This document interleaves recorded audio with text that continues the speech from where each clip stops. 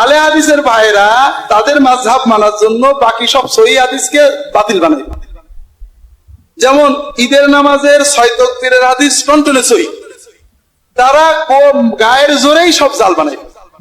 আলে হাদিসের নামে বর্তমানে বাংলাদেশে যেটা ঘটছে এটা আহলে হাদিস হচ্ছে না।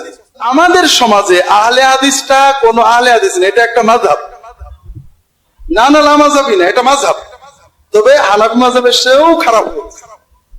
হানাফি মাযহাব যখন হাদিস মানে না তখন বলে যে আমাদের মাযহাবে নেই অথবা মানসুখ, অর্থাৎ হাদিসটা মানছি আমল করছি না।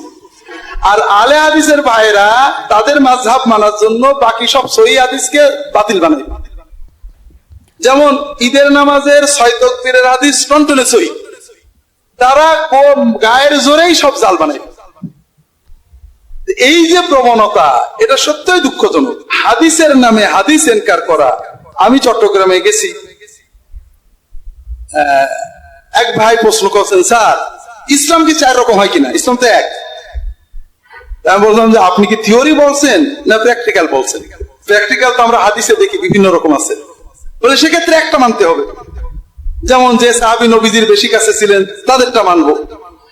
আমি বললাম যে তাহলে তো হাদিস অস্বীকার করার, এটা সহিহ হাদিস, সাহাবী পর্যন্ত সনদ সহিহ, আপনি মানবেন না।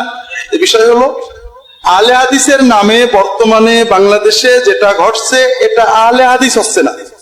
আহলে হাদিস মানে যত হাদিস আছে সব মানে, হাদিস সহিহ মানে আমি মানি, যে যেটা মানে মানবে, এইটা হলো আহলে হাদিস। কিন্তু আমরা হাদিসের বিরুদ্ধে একটা হাদিস বের করে নিছি মাযহাব হিসেবে, আর বাকি সব নানান যুক্তি দিয়ে বাতিল করছি। এটা তো আহলে হাদিস হলো না, ইনকারুল হাদিস হলো।